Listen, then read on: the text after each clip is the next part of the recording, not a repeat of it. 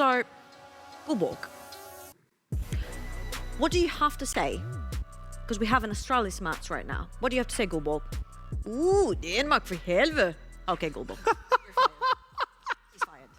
I miss him. But there we go, we are back. It's going to be Astralis versus Bifrost. And this is going to be another game to look for. This is an amazing one. Will Astralis return? The return of the Danish? Not the king. I was going to say the king. I was like, no. It belongs to someone else. He's on the other side. On the other side is Bifrost. So basically, Bifrost from us, like ranking-wise, we said that they were the gatekeepers together with Vanya, right? They were this middle-of-the-pack team that was right below the top three that we have, JDXL, Astralis, and X7.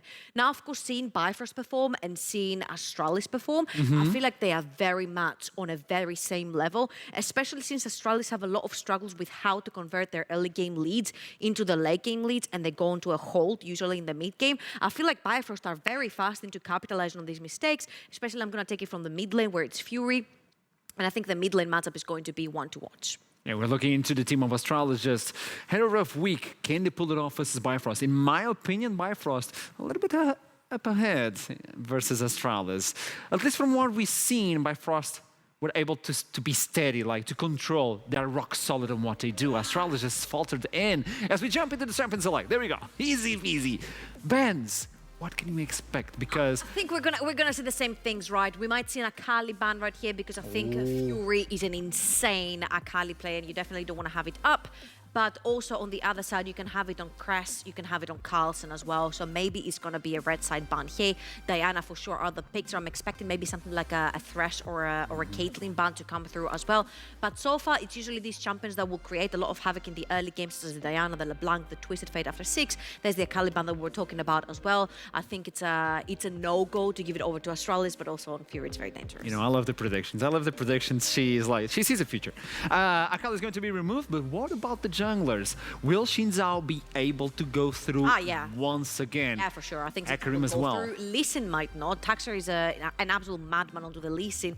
And we have criticized a lot of times Astralis for their mid game. I think Taxer being able to get his champion, which is Lee Sin right here, could potentially snowball that mid game, and we have a lot more action than we anticipated. So I wouldn't even be surprised if I saw an Astralis B1 to be a Lee Sin. So Jinx is still available. If that happens, well, they'll leave the Jinx to the other side for OD, especially to get the carry groove on. Okay, Corki is the one. Thank you. Lee Sin available, Jinx as well. Jinx. It's the B1, baby. That's the Jinx. Yeah. And can you see C-Boy play Lee Sin to take the Lee Sin away?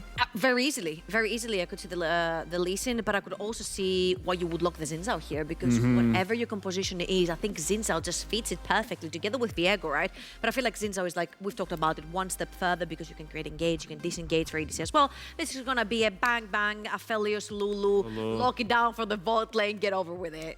It's a way to deal with the Jinx. We've seen that you don't have to pick times. the Aphelios here because the Jinx has been picked away so much. You can go for the jungler now. Yeah. And then pick it on the third part. You can pick the Aphelios, and that's exactly what's going to happen. At least Xin Zhao has already been picked. Let's see what Astralis are going to do. Because the jungler is already picked, better take the Lee Sin and make sure you have what you want. I think Jinx Lee Sin? I think it's a great pick for Taxer. Thresh is available. Thresh is available for the Jinx, but it does suffer into the Aphelios Lulu a lot. I just really like that Taxer locked in Lee Sin because he's very active when he's on Lee Sin. It is his champion, so he chooses to make the plays on the map, and I really like it in combination with something that possibly Carlson can play towards the top side of the map. Maybe we could see a Gwen, maybe we could see a Vladimir Kreis pulled it through on the top side of the map, something AP and AD together with Lee Sin, just to create something on the top side of the map. So in terms of supports, because we know Aphelios is going to be picked, so on one side they'll probably focus on the supports, trying to remove what Astralis can bring with Wendell, to remove a little bit of safety net for Jinx. Do you think Astralis are going to take like an aggressive support or more of a protective support? It depends, right? Because I can see the Thresh being taken away here because you definitely don't want that safety net for the Jinx, right?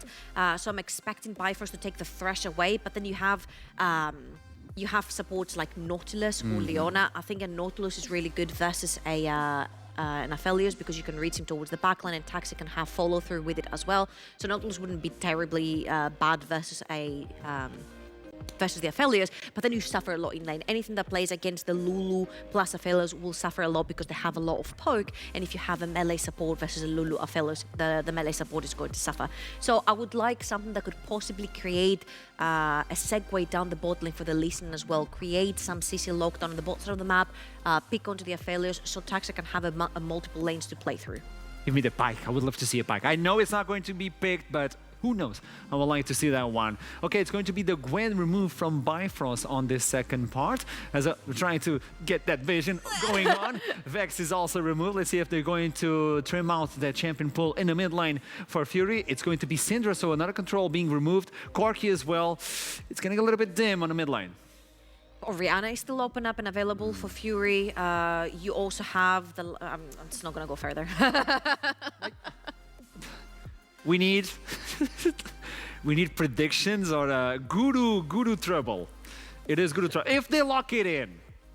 I think it is it's a very great pick here because you protect the Aphelios, you give it onto your Xin Zhao, you can create an engage, you can create a disengage, people will be running towards you as well. What I'm seeing here is sort of flashbacks from game one where we had, I think it was Vanir versus Nuriki, and none of the two had any engage tools, and they were just walking into each other's shockwave, and they just didn't have a particular way that they wanted to engage into the fight, so they were playing back and forth. And I think the way it's looking so far, there's like zero hard engage. Unless Taxa can get a sick insec towards the back line, it's going to be really difficult for both of the teams to create situations for themselves. Now they still need to lock in on the support. It's going to be Renekton on the top side, and this is amazing champion. It's Carlson. Yeah, makes sense. At the first day, it was with Renekton. It was shining non-stop. So obviously that makes sense. The Nautilus we talked about is coming in for the bot lane, so there's the additional engage. And even though if you press R, you get that engage, even if Lulu turns into a stuffed animal, you're still a dangerous stuffed animal. It's going to be the Ornn versus Renekton. I love the fact that they waited to pick Ornn. Even though it sounds weird, I know Ornn R5 sounds weird, but if they picked Ornn on fourth, there was the chance to pick out Braum into it. And then he breaks the call of the fourth god. Yeah.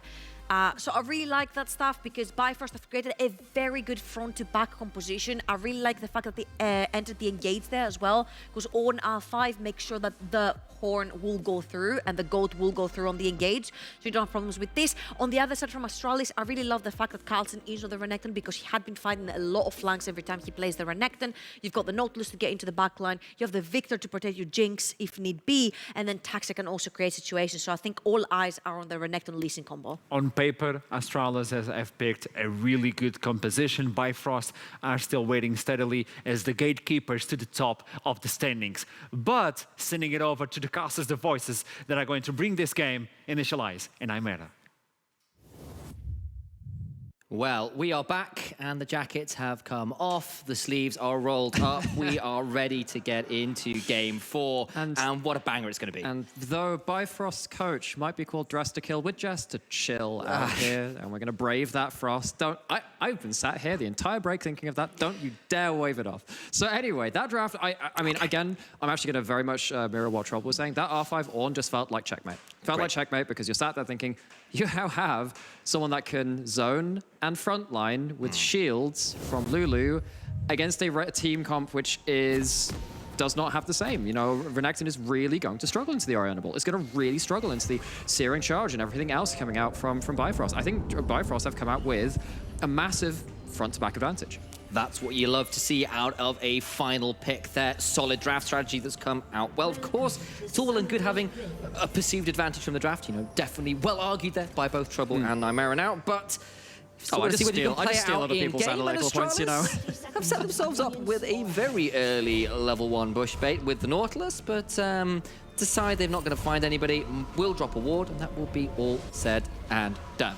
Okay, so this is one of the ways, again, that I appreciate that some of these teams are willing to try something at level 1, because particularly when you are trying to play against a hook support, when you do have, you know, this tank first enchanter bot lane, those level 1 kills can break the spine of what you're trying to do in the laning phase. Now, what I'm interested in now is, so this is actually something, a great series of videos came out about this around Worlds, about how do you jungle path around tank versus enchanter in the support matchup. And what do you do as junglers at that point? What you can see here is C-Boy is also pathing from top to bot. From the looks of it right now, Taxa tries to do the same. Because you're matching your jungle pathing, it's going to be harder for Astralis to buy a free reset for this 2v2, which is probably not going to go as smoothly for the Nautilus as Astralis would really want them to. So I'm really interested in seeing how quickly and effectively Taxa and C-Boy can get down to that bot lane and leverage advantages or try and mitigate that. All right, time to check back in on that. About 2 minutes time, I suspect. Maybe even shorter, depending on how aggressive some of these junglers want to be with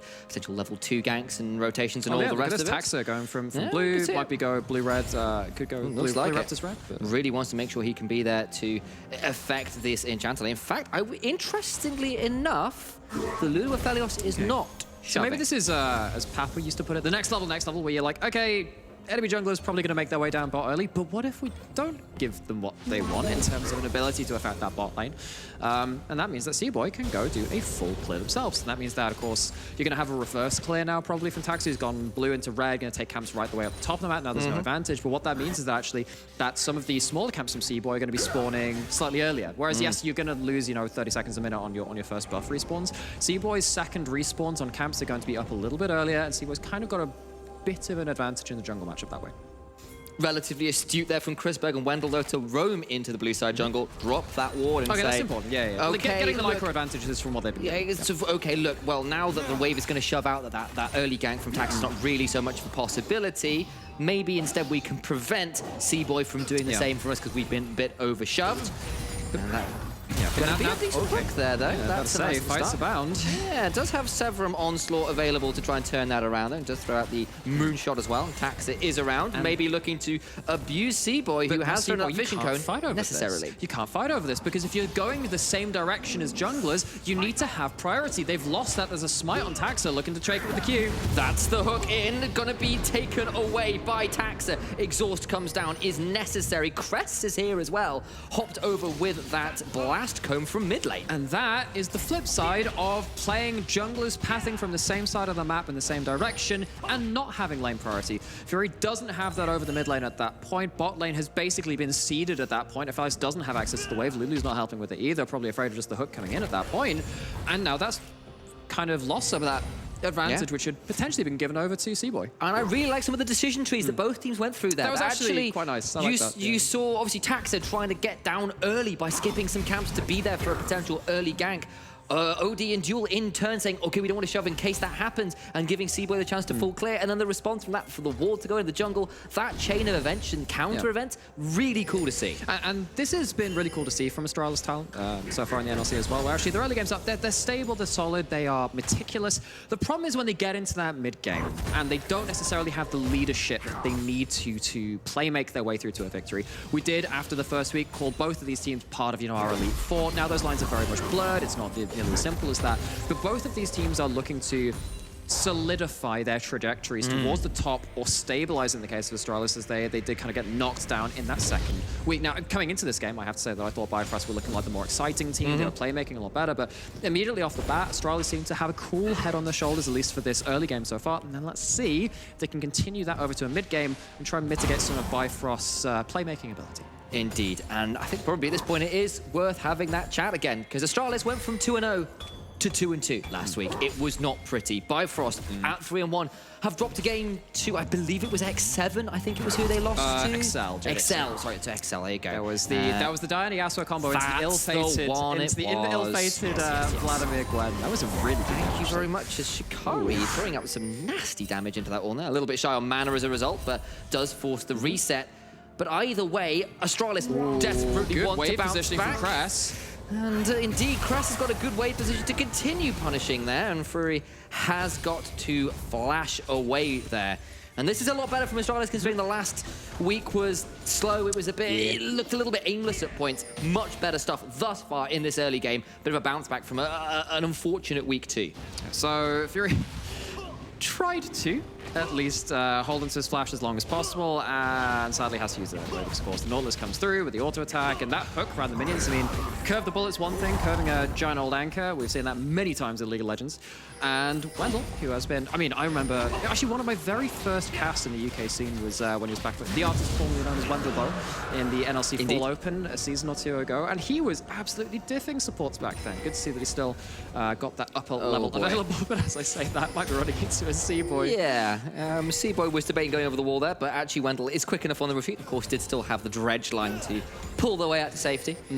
So at this point, you're now looking at Odeon Dual, who did lose a bit of prio, which then flooded back over into Seaboy, but they've managed to stabilize. They're still relevant. They're laning well. Once you get level 6 after that point, I find it quite difficult, is the Nautilus side of that, to really land a lot of kills. You're likely to take a lot of damage at that point, just like Shikari is getting wailed on by Carlson.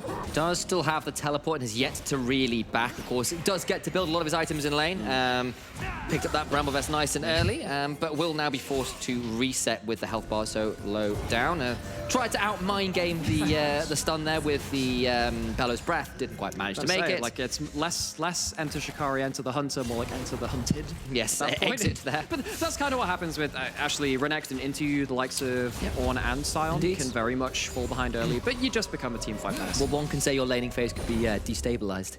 Okay, see, the thing is, I know that band really well and I really like them. But no one else will. But no one else will. It's for about, like, I don't know. Yeah. Similar, a little bit post-pendulum, if you to date it by Goldberg references. And of course, it's worth referencing Do we have to Goldberg, have like of a course. new dating system? It's Yeah, like, like referenced by, like, do you know Pendulum? Yes or no? Do you know Ed we've gone Shikari? from Yes like or no? AD or CE or whatever to just AP, which is got a completely after Pendulum. As we've got after Fury takes a bad play, bad trade in this mid lane. That gets out alive. This is a very kind of Doinby kind of maneuver where Ooh, tax from Wendell. you ult for pressure in lane, not for kill threat. What this means is that Nightcrest has complete control over this lane. Wendell is back again, doesn't have the flash, but doesn't need to hold Fury to account. I got a little overexcited. I thought Fury might keep wandering up towards the river, and I thought Taxer and Wendell went, that could be a mistake, especially considering Rift Herald has just spawned, and with the early pressure granted by use of some of those trades, Astralis still happy to start this one up. But Fury is not here. Again, that trade with the Chaos Storm is actually quite important. Fury's not here for a shockwave. This is going to be a bit of an awkward one. Flash out. Seaboy is going to get away, but that is some possibly missed time stuff. But actually, Seaboy's going to get in range, going to get the stun up as well. Now Taxi's trying to get escape. That's a lot of damage. Tax having to flash away. Wendell doesn't hit the dredge line, the wall, and the shockwave after makes it a 1-for-1 duel. Now coming up as well. The Super Mega Death Rocket goes wide. Wendell so low. Lulu. Shikari secures a double for Fury as well. Now Carlson might go over the wall trying to continue a stun. Duel is there in the background. Remember, there is no wild growth. Shikari has a shield. It will not be enough. And now Duel is in danger as well. May need to flash away. It's, I believe, a 2-for-2, all things said and done.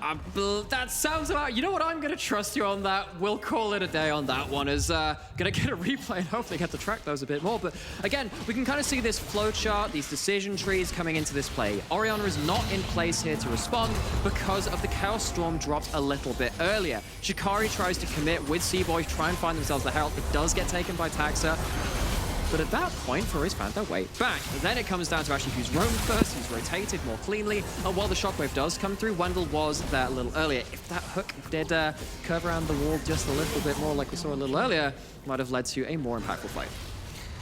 Still, it does get Fury 2 kills on the Orianna, which is excellent stuff if you are a Bifrost fan. But of course, the trade is, well, as you saw there, 2 kills now on Crest, who's feeling pretty happy for themselves. Both control mages in mid are the ones that received those kills from that fight. And of course, the Herald was still picked up by Astralis, who can now use that somewhere else to garner further advantages. Yeah. And I have to say, Golden Orianna is really, really scary in this composition, I feel like, because you don't have the Jhin Zhao on Astralis' side, you don't have the Gwen, again, being able to mitigate damage for a certain amount of time. If you're going into the jaws of this front-to-back kind of composition, and that shockwave hits you, that's it, that's lights out. That's fight over at that point. You can run back a little bit with a Chaos Storm with a Gravity Field, but it's not nearly enough if your front line goes down first. I think that if Astralis are looking to put front foot forward, they need to find very clean angles and finish off the fight, while Fury is not in position. And while we've said Astralis looking for those clean fights, looking to yes, take the stability of earlier weeks, but make it consistent, make it a bit more proactive. On the other side, for Bifrost, they have been proactive, I think it's fair they are to getting say. aggressed on, and that Yes, they proactivity are amount indeed. kicked in. That's a big kick in. Gonna try and turn us around. The Wild Growth comes through, and the teleporters on. Now Wendell maybe in a spot of bother. Is rooted, though, by the chompers behind the turret. That's nice placement there from Chris Berg. And what that is ultimates for summoner trade. So this is going to be the second dragon coming up in the next 5 seconds. Taxer has found himself, once again, like we saw in that last game, behind enemy lines, trying to see if he can find any angles. Doesn't have the kick this time. Looking to see if he can get any damage onto this Orianna. If you are looking for proactivity from Astralis, Tax's Lee Sin is definitely a good place to start. Anybody who has watched this guy over the years will tell you exactly how good he is on that one. He's going to take tower He's shots. going to take a lot of damage. Crest takes about half of his HP from tower shots. Means it's not going to be as clean a tower take as they would like. But do get a hold of that. He's got teleport. I suppose it could come back That's to the the dragon. thing, That's a right? bit It's awkward. like I get like the individual playmaking side there. You want to try and CC someone into the turret after the minions have died, get the tower on your side. Extra damage for sure, but now Bifrost don't have an ability to really fight around the map, but it looks like actually it's not going to lead to anything in particular. Astralis already had vision control on the bot side of the map. They could have taken the dragon if they so wanted, and they have not yet chosen to. Okay, so early game lead to Astralis of about 1,000 gold as we've crested the 12-minute mark. That will be a Kraken Slayer just completed by Odie, who just went back to base to complete it. Did not have his base interrupted by Chris Berg due to a nice little sidestep there from Duo to secure that back. Yeah. And while we do see a lot of Gale Force on Astralis nowadays, I do think that Kraken Slayer is a decent buy in this game, because again, combined with the Shockwave, you hit that Renekton with the Kraken Slayer and the extra DPS you're going to get from that. Carlson cannot fight front to back. Yeah. You have to, at that point, look for opportunistic picks like this one. Wendell's coming in, and the hook lands. It. The land line comes down, and it's going to dredge out an ultimate from Crest as well. Fury, a little bit worse for wear after that trade, but Dua Ill is around to make sure that nothing more happens. And another one of those little starts in mid lane that doesn't quite get finished. But it off. is the right mindset. Again, you know that front to backs are not really going to be where you're going to be finding your advantages at that point. But you look at what Crest can do with the Chaos Storm in an isolated 2v2 when he doesn't have the damage being put on him for him to get burst out at that point. I feel like that's Astralis' gateway to real winning situations, with the Victor being able to push around in a 2v2 situation. And Seaboy not escape. Oh, he is going to kick in. There's the insect you were looking for. He's going to throw out the Crescent Guard, though, buying some space, and managed to avoid a lot of the damage. The exhaust now coming out from Duel, who's around. That is a Sonic Wave landing, but I don't think the Resonating Strike is there to follow. No, I don't think he wants to follow it in that deep either. Okay, let's look at the weapons from Astralis. Has Gravitum. That's not great with the Severum as well put in there, but it might open up for a Shockwave. They do have vision over the wall. Odie might look for a route into a Shockwave here. That's what I'm seeing. For the Moonlight Vigil. Does he have vision? He doesn't quite yet. There, though, is the call of the Forge Guards. Odie taken so damn low, though, as a result. Into the backline goes that Shockwave, and Carlson goes down as a result. Taxa takes a trade, and everybody's health bars so very low. And the Dragon restarted again. Lulu backing off. It's a 4v4 right now. Lulu around the back, and that's Wendell getting a hook, but does have a gravity field afterwards to try and buy space. There's a stopwatch required from Wendell, has a shield afterwards to try and stay alive. But why are they Riptide's trying to go away. for this front to back? They keep trying to go back at this. Maybe it'll take one kill. They finally secure it. Chaos Storm drops to aid in that take, but I feel like Astralis took such a risky path to that objective win. Fury may be looking for something here. Is back. Doesn't quite stop it, though. It's going to be the hook out, and Wendell gets away with it. Yeah, he does. Somehow, some way, but that was a very treacherous state of affairs for Astralis. Now, they did outplay their way to a bit of a win there, but you look at this and, well, okay. The start of this is okay, because you do catch out Crest, but it doesn't actually come through for the second part of the ult. Odie is forced to use the 7 ult to try and get himself back into fighting condition. But now at this point, you've used a lot of your big abilities. This is where it gets into a bit more of an even style of play, because you're basically just waiting to see if there's going to be a good searing charge. Actually turns out to be a big fella's breath, which ends up saving the day for Bifrost. That was the kind of hook which could have very much led to Chris Berg pop-offs. Wendell gets out as well for the first time there, and then this one is just nice little secure Dragon resetting and coming back out again, and all of that jazz. Does lead to the Dragon going down, but a slight kill advantage to Bifrost. They have now secured the first tower of the game from that mid lane, which was weakened, of course, by the earlier Rift Herald. We're left still around just over 1,000 gold lead. Not much more to write home about, and And, It's an even game, Nate. and when it comes to objectives, only two things are consistent: life, death, and taxes. Apparently, so they do get themselves that second try.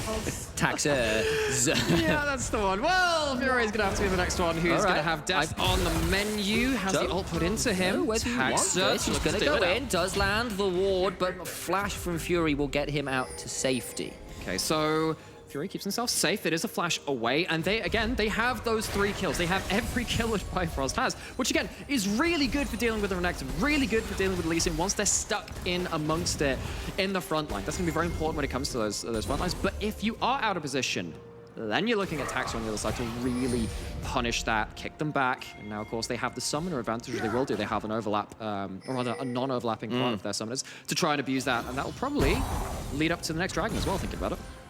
Okay, so here we are with that same gold lead, with that same state as it is, with a relatively even side of scaling, with the reminder that Ornn and Lulu get scary as the game goes on. But of course, you've still got a Victor, you've still got a Jinx, and easy ways to set up fights for them to play people In out. an ideal world, I look at Bifrost comp and I'm like, yeah, you don't beat them in a front to back. However, as we found out, in most games of League of Legends, it's probably not going to be an ideal world. One misstep, one good hook onto an important target, while the Orianna is not available. Ooh, we get the picture in picture. And suddenly you're starting to question things because Jinx starts popping off. All it takes is one big mistake, and Bifrost might find themselves staring down the barrel of a defeat, bringing them level with Astralis in the game, in the standings as well. And it turns out that the life, death, and taxes happens to be a property tax, as Taxa drops down the Rift Herald in the top lane, secure top lane tier 1. It's a tower You got a trade. license for that tower? No, apparently not, because Rift Herald knocks it down. It's demolished. It's against building code, apparently. This very aggressive eviction notice in the top lane. Get out of here, Shikari. Yeah, like he might be a forge god. He might be a god in general, but he's not allowed. Well, maybe he forged his paperwork. It's actually what I... The forgery god, yes, I see. It's what I call Silas stealing one on a bit of a tangent. It's called the forged god. Call of the forgery god. Yeah, I agree with that. Yeah, that's fair. And any other implications therein. Anyway, so getting ourselves back into the map, it is going to be a little bit more of a slow burn. Again, neither team wanting to show that kind of inch where you can take off that whole arm, set it in the last cast, and Quix has absolutely agreed with that in the post-game interview as well. So both the teams trading waves, look to see if there are any advantages to trade across the map. Gold slightly in favor of Astralis, but it is not completely out of reach. Of course, it's actually pretty close on that front. And now Bifrost looking to probably not want to give up that Ocean Soul point. As much as I don't think Ocean Soul is that great for Astralis, I think that their front line is likely going to die before that happens, because you don't have, again, like a Zhenzel to keep healing himself up in, because you're staying alive for a longer period of time. It's still not something you want to give up. Absolutely not. And of course, we did kind of say, or you know, my analysts in general, one on the desk and one on the It's okay. We'll one on let the you cast here with me. co-credit Yeah, you can but we're both pretty adamant. You and Trouble were both pretty adamant that actually but you that was a can't get really picked good off. option. But you can't get picked off like that. Exactly. Back over the wall he goes with the audacious charge. Has got the crescent gun as well, and maybe that's too far away. Taxa has to flash out. Knock up comes through from the Call of the Forge God. No forgery about with that one. It is a complete, official, original Ornn ult. And Taxa is left very low with 10 seconds before this dragon.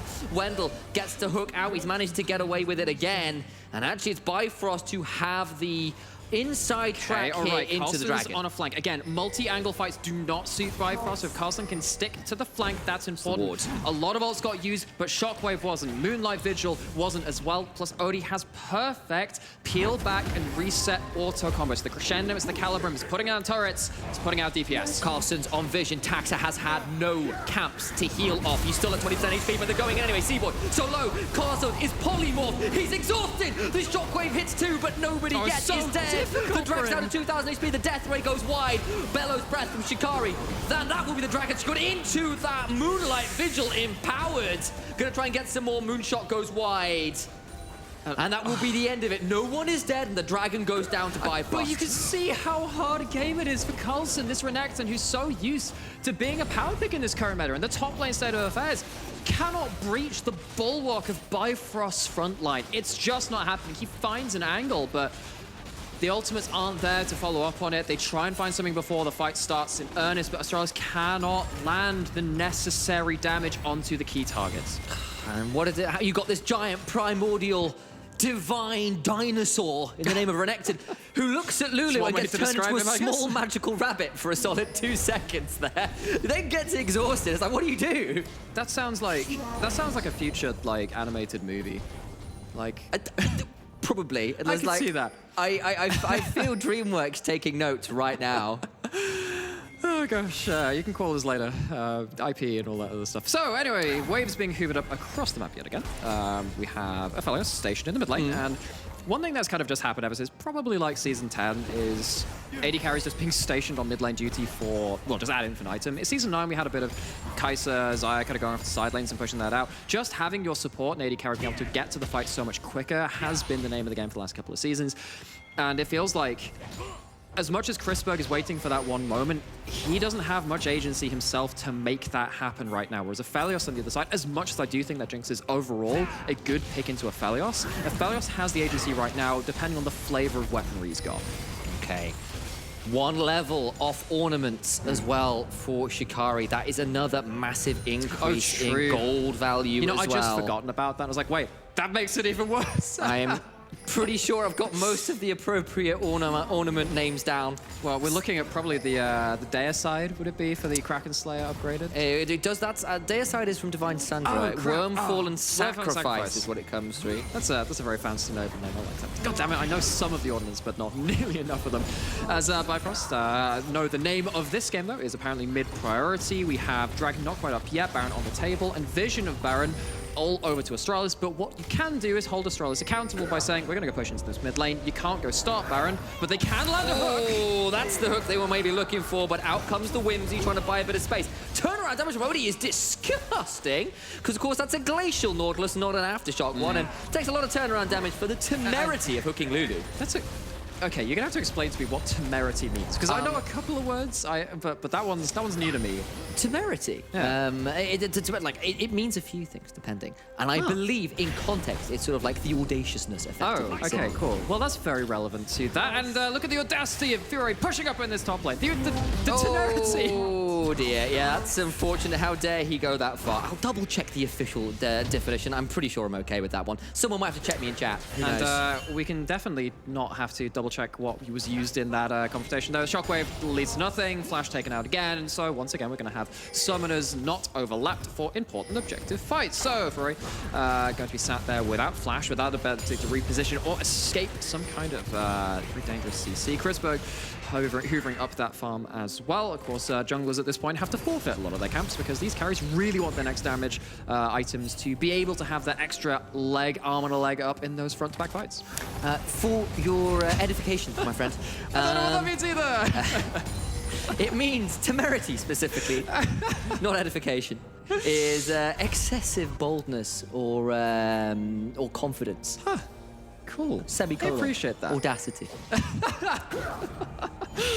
I like how that's part of the official definition. That's how slow this game is. If you wanted to realize that I had done a lot of English degrees. But I had my physics moment earlier on. You get to showcase. So if you're a higher level, I won't start speaking like Old English or something. That's not very helpful for like making sure everyone can understand what's I going. summon all the present to a fight around the dragon pit. In the next 43 ticks of the candle. 43 ticks of the candle once the wick is burned down. Death lasers flying. We've got the weapons being cycled through for Odie as well. At this point, when you have 2 items, Infernum, you hit it onto a clump. Well, that's going to do damage. Remember, the more targets you hit on it, the more that the splash damage overlaps onto everyone as well. Caliber, we talked about how that helps with your big range advantage, but that's just been cycled through. Lower range from Odie potentially allows an option for Astralis to go into that more again. Hook lands, but it's a Bellow's Breath. Bellow's Breath into a Searing Charge gets Shikari out of the way. Now to see whether Carlson, off vision, on this flank, can find the appropriate targets. Watch Wendell, he's got Flash. Carlson's he could also in the look for same something. spot again. Duel might be stepping forward, they've spotted him, but here comes the call of the Forge God. He's knocked away, that's a massive knock-up, but Wendell has taken so low. But Chrisberg firing into nothing right now. The hook goes wide as well. Carlson is still there on the side of it. Wendell down to about 20% HP. Polymorphed again. The dinosaur becomes rabbit, and he might be a rabbit dinner. That's so much damage from Infernum. Flash away from the Moonlight Visual prevents the spread over. Fury has no shockwave. There's no ultimates at all on the side of Bifrost. Okay, that was a clutch flash from Wendell. That would have have been instant death for that four-man group. Dragon's still alive, Carlson still on the same damn angle. He is, but remember, there's still a Chaos Storm. There's still a Super Mega Death Rocket. There is still a depth charge from Astralis, but the heal has to be used to get a massive damage back. Jinx gets one, Victor gets another, Taxa goes in, and it's not life that's a surety, it's only death right now. And it will be Taxa picking up all of those prices alongside the side of Crest. They'll pick up the Dragon, they'll move to Soul Point, and they'll pick up a Baron afterwards to boot. They needed a good couple of attempts, but Taxa at the dawn of the 4th or 5th attempt finds the target, finds the Aphelios with no shockwave to respond, with no wild growth to respond. OD hits the dirt. It's gonna be a Dragon, it's Soul Point, it's Baron and Astralis. We've questioned them, we've put that question mark down about can they playmake, can they have that leadership in the dawn of the final hour? And at this point, the answer was a yes. They get 5,000 gold pre-Baron. They manage to recover what was bluntly a very poor week 2 by the standards that this org had set up. Look at the names on this roster. And you can see it here. All of those ultimates get burned. They do. And then Astralis get to turn it around. There are some really key moments. Shockwave misses, it's not disengaging. The fight's split from Bifrost. Again, if the fight is from multiple directions, a lot of that attention gets split too, and Bifrost fall prey to that. Yes, Carlson is still on vision here, but Bifrost don't want to give this up for free. They don't want to give up the territory which they've worked so hard to get, but they've used a lot of their biggest tools at this point. And Taxa, I mean, this is the minion Taxi and a half. That is using the full extent of Lee Sin's hit, every basic ability used, and gets the stopwatch out, continues on his merry way. Take a bow, that Taxa. That is a very, very high level. Audit like complete. That. He managed to follow the paper trail there. Dragon towards to kick onto Odie. There's no escaping the tax, man. Beautiful stuff. You only need to find the one, and that might have just broken the game wide open. It is a Baron buff to start shoving with. They've managed to get a lot of those towers down. They've got themselves nearly a death cap on Victor, an Infinity Edge on Jinx. Surely they will be completed at the end of this Baron buff. And at that point, Bifrost, yes, you scale well with all of those ornaments that will be coming in the minutes, over the next few minutes rather. But is the damage too much at this point? Well, again, it comes out to the execution, right? Because actually, as much as Astralis made their way out of that situation, they might just play themselves into their hand as well. Wendell going for hooks has traditionally not worked in this game. He's going to go try Spider-Man his way forward, land something there. And without Orianna close to them, Astralis potentially could have found an option to attack. They're still pushing in, they're still sieging, going onto those secondary turrets. Ooh, shockwave combo doesn't quite work, and C-Boy will have to back away. Shockwave is now down, and that might give Astralis the courage to step forward. Such a green light. The Shockwave's not there with so much of that gold nucleated on top of it. Astralis have a bit of free reign to look for those plays yet again. As it stands, though, they don't need the fight. They have the Baron to buy them this opportunity for them. Wendell potentially fishing once more, and the auto call. Forge God comes out, and that will be answered by a massive Infernum ultimate. It's still not going to be enough with that Moonlight Vigil down, and instead, Houston, you are go for launch as Jinx starts firing off the rockets. It's looking more like SpaceX here in the middle of the lane, but they managed to secure that inhibitor and they'll back away.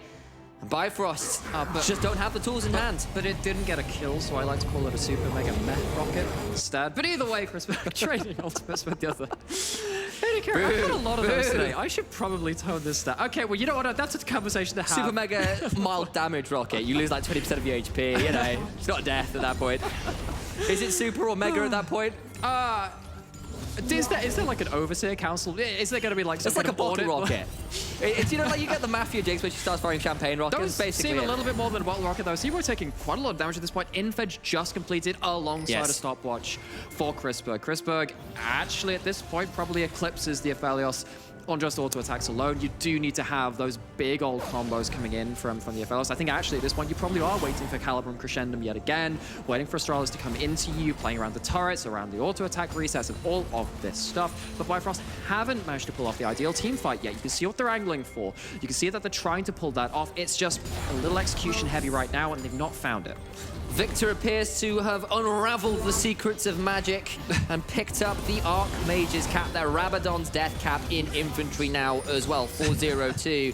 Not quite level 16, but that's surely around the corners as well, and that's going to start stinging a lot. Did he just walk at them aggressively? I think he might have Wendell done. just walked at them aggressively. Either way, teleport and response free, wanting to be part of this mid lane shove. Carlson on the flank, potentially looking for another fight. Seaboy, who gets hooked, going to get pulled back out of there, and we've got ourselves 20 seconds less, 15 now, until this Ocean Soul fight. Astralis secure as they have Ocean Soul. They've already got the gold lead. That would be nearly lights out. That'll be Shirelia's pop. Call the Forge God again coming through. Does go wide, straight through the goalpost. On the back end, it's Carlson. Oh, he's Who found else his would it be targets. but Carlson? But he gets exhausted. He's back round. And that'll be a massive charge back in from Shikari. Knocks them up with the Bellows Breath. And of course, the Volcanic Rupture. Seaboy pops the ultimate. Crescent Guard down. And now the disintegrate's happening.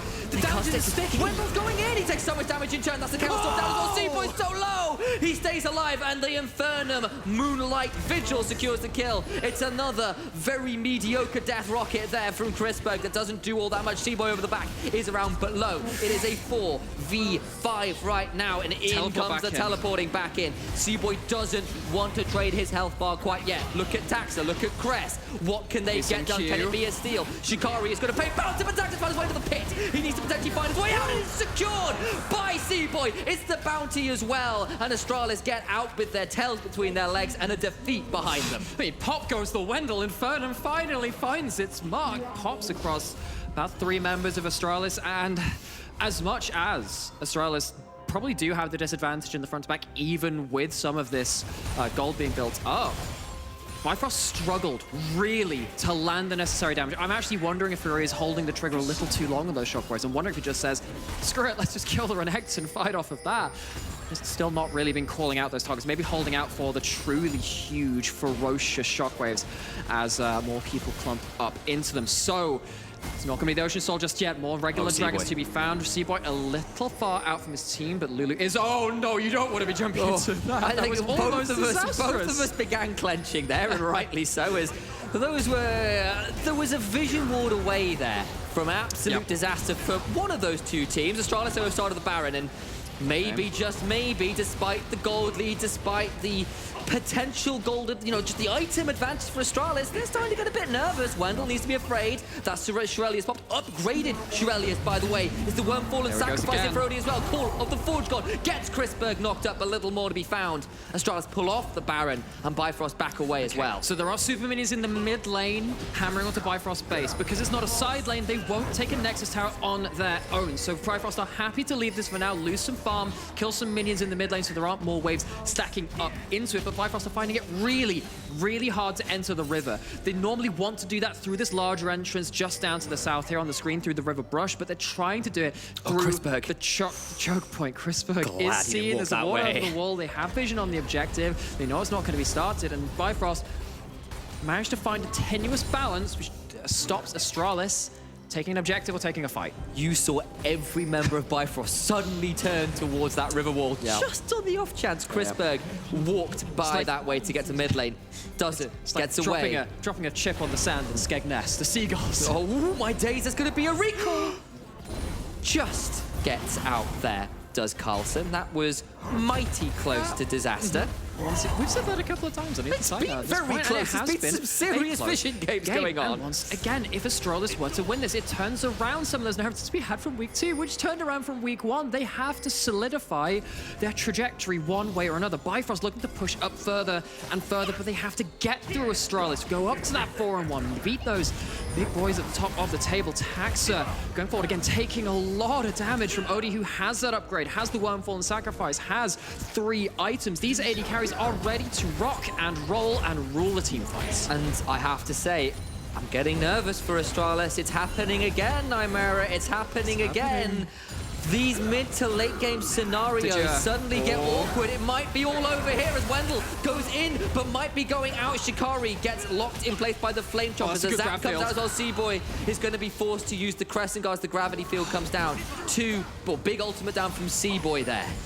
So again, it's just so tenuous. No one can really finalize the kills. There's enough sticking power between shields and mobility and the summoners which haven't been blown. Neither of these teams are willing to commit to a pick even, because they don't want it to evolve into a full 5-on-5 when they don't have full information. Players are so tenuous. So tenuous, so tense. And I feel like I've seen this Baron dance before. We know the moves by this point. There's probably a TikTok video or two of these particular steps. It's a three-man knock-up. Oh, look at the backside. Carlson gets in, but he takes so much damage. Has used the stopwatch. Finally burnt down. That's the Moonlight Virgil into the shotgun, but it only hits Wendell. The turnaround damage from Carlson as he calls the Meek. Flash for the rocket. Doesn't secure the kill on Shikari. They need to retreat. Watch Taxa. Watch for the Sonic Wave. Odie, still strong. Still full HP. And it is the closest we have got to an explosive game-ending team fight so far, and yet it's still inches away from another reset, another kill, another... backing. They can't do it. They can't do it. They don't have the wards anymore. They don't have the HP anymore. They want to get back, spend some of that gold they've spent from the last couple of minutes on the map, and we are no closer to discovering whether we have a winner in this game. 30 seconds till the Dragon. Once again, soul point for Astralis. Actually, given the length of these team fights, it would be huge to give up as Bifrost. I wouldn't have necessarily said that looking at these team cons, but Astralis are managing to drag out the fights, particularly Carlson, finding very weird and wonderful ways to survive these team fights. Has an elixir of iron for this next fight. Elixirs give you so much of that short-term gold efficiency. Looks like he's really looking to make that damage once again. Finally land in this game-deciding team fight you have to feel. And here we go again. Ocean Soul fight Mark II. Shirelius is popped. Dragon gone down to about 5,000 HP. Wendell is into the back end. Joe, stop it, Wendell's just gone. Here comes Shikari into the backside. Ocean Soul is simply good, but can they escape with their lives? They need to escape. Seaboy is kicked away. Goes down, Taxa gets it. Now the jungler is dead and it's a 1-for-1. Carlson, with the Dominus running, goes over the wall with the slice. And Bifrost just don't get the timing there. They arrive to the objective late, and I mean, Hero Wendell there gives his life in the line of duty there to just buy some time. Bifrost don't manage to get to the objective. Odie doesn't get set up. They're finally gonna take a mid-turret. That's their That's the second tower of the game at 37 minutes. But they've not been allowed to walk up. They don't want to walk into, again, multi-directional fights. The Q lands onto Odie. That is scary. You do not want to have Lee Sin wailing on your AD carry, but luckily, Dragon's Rage not available at that point. Astralis once again force the issue in the mid lane, trying to get that priority. Then they're kind of giving up on this, one of the easier ways you can get a path through to Baron, where you shove it right into the inner turret kind of zone, and then you can walk through the red side jungle, but they've gone onto the Baron nonetheless. Shikari has ult again. Let's see how early he pulls it this time. Scream if you want to go fast, because here we go again. Odie! One Sentinel turret. And again, that is the weapon combo that Astralis cannot fight into. Odie, if he has the green and the white, has the Caliber and Crescendum, it allows you to very artificially extend your range around your turret. It is disastrous to fight into with all those auto-attack resets, and with that, they're going to go onto the Baron themselves, but Taxa is around. He's lurking, blood's in the water. He has vision. That's it's secured! But now what about the fight? Taxa is dead to one for none. Right now, Crest has to go golden. Odie has every chakram available. And he's going to back out of the Chaos Storm. Look at the damage from Carlson. He goes down. Seaboy survives.